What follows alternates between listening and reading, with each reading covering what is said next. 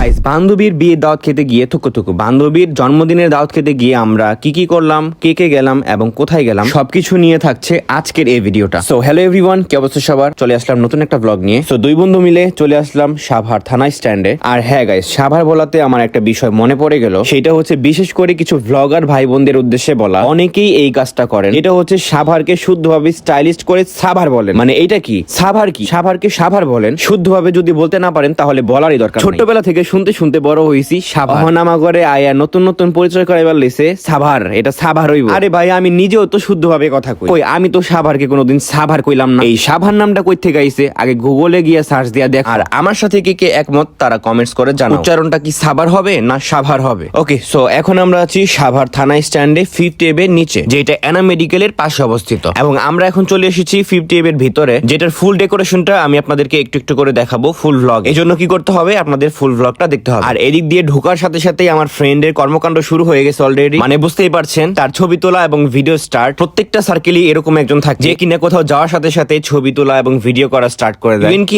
আমি যে ভ্লগ করি তাও আমি ওর মতো এত বেশি ছবি তুলি না আর ভিডিও করি। যে পরিমাণ ছবি এবং ভিডিও এরে তুলে দিতে হয়। কথা বলতে বলতে আপনাদের সাথে পরিচয় করিয়ে দেই বার্থডে গার্লের সাথে, যার আজকে জন্মদিন আর যার কারণেই আজকে আমাদের এখানে আসছে। এখানে আমাদের সাথে আরো কিছু ফ্রেন্ড সার্কেল ছিল যাদের সাথে আমাদের নতুন পরিচয় হয়েছে। অনেকে ছিল পূর্ব পরিচিত। সবকিছু মিলিয়ে পরিবেশটা ভালোই ছিল। আর আজকে রেস্টুরেন্টটা অনেক বেশি নিরিবিলি ছিল, যেই কারণে আমরা একদম রিল্যাক্সে ছবি এবং ভিডিও করতে পেরেছি। এবং পাশাপাশি নিজের জন্য কিছু স্ন্যাপ ভিডিও নিয়েছিলাম। ওভারঅল এইখানকার লাইটিং এবং ডেকোরেশন অনেক বেশি সুন্দর এবং ছবি আর ভিডিওগুলো অনেক বেশি সুন্দর আসে। আর আজকে বেশি মানুষ না থাকায় আমি ছবি এবং ভিডিও করে মজা পেয়েছি। যেখানে মানুষ বেশি থাকে সেখানে আমি একদমই কমফোর্টেবল না। আর ভিডিও করতে গেলে অবশ্যই কমফোর্ট জোনের মধ্যে থাকতে হবে। আর কমফোর্টেবল হলে অবশ্যই ফিডব্যাকটা ভালো আসবে। আর এখানে নাকি আমার ভিডিওগুলো অনেক ভালো আসছিল, এই জন্য আমার বন্ধু আমাকে বলছিল একটু পোস্ট দিতে, কিন্তু আমি তো কোনো পোস্ট দিতে পারি না।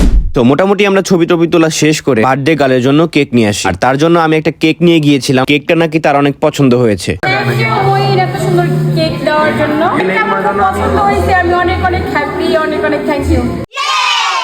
কেকটা আসলে অনেক বেশি সুন্দর ছিল এবং ডেকোরেশনটাও অনেক বেশি সুন্দর হয়েছে। আমি একদম যেরকমই বলেছিলাম একদম ঠিক সেরকমই বানিয়ে দিয়েছি। আর হ্যাঁ, কেকটা পেয়ে যাবেন আপনারা মুনস কিচেনের এই পেজটা সরাসরি পেয়ে যাবেন আমার ক্যাপশনে। যারা সাভারের আশেপাশে থাকেন তারা অর্ডার করতে পারেন। কেকগুলো অনেক মজা হয়, ট্রাই করতে পারেন। আমার সব প্রোগ্রামের কেক এই পেজ থেকেই নেওয়া হয়। সো অর্ডার করার জন্য উপরে ক্যাপশনে পেজটিতে নক করতে পারেন।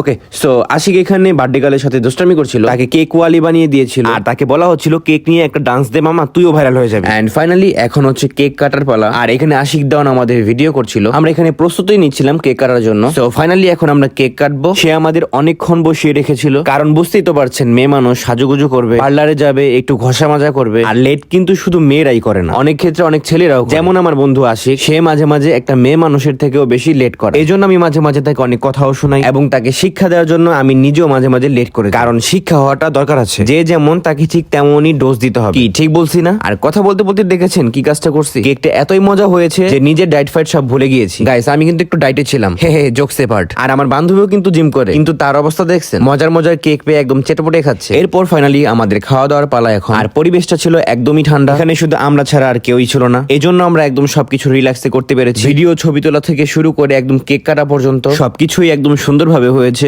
আমার কাছে মনে হয়েছে বার্থডে সেলিব্রেশনের জন্য এই জায়গাটা একদম বেস্ট ছিল। ওকে, সো ফাইনালি এখন হচ্ছে আমাদের খাওয়া দাওয়ার পালা। আর সে আমাদের দুপুর 2টায় ইনভাইট করে বেলা 4টা বাজে খাওয়াই, যে কারণে প্রচুর ক্ষুধা লেগে গিয়েছিল।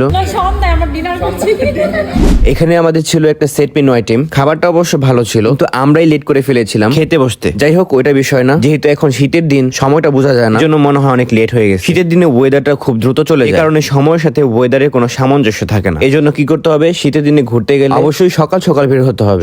সকাল না বেরোলে ওয়েদারের সাথে পারা যায় না। এন্ড ফাইনালি আমাদের খাওয়া দাওয়া শেষ। এখন হচ্ছে গিফট আনবক্সিং এর পালা। আর গিফট পেতে তো সবাই ভালো লাগে, তাই জন্য সে খুব এক্সাইটেড ছিল, যে কারণে সে গিফট গুলো বাসায় না নিয়ে এখানেই আনবক্সিং শুরু করে দেয়। ফাইনালি আমরা প্রায় ব্লগের শেষ পর্যায়ে চলে এসেছি। আজকের ভিডিওটা কেমন লাগলো কমেন্টস করে জানাবেন। আর আমার ভিডিওটা কে কোথায় থেকে দেখছেন অবশ্যই কমেন্টস করে জানাবেন। দেখা হবে নতুন কোনো ভিডিওতে। এই পর্যন্ত ভালো থাকবেন, সুস্থ থাকবেন, নিজের প্রতি খেয়াল রাখবেন। সবার জন্য দোয়া রইল।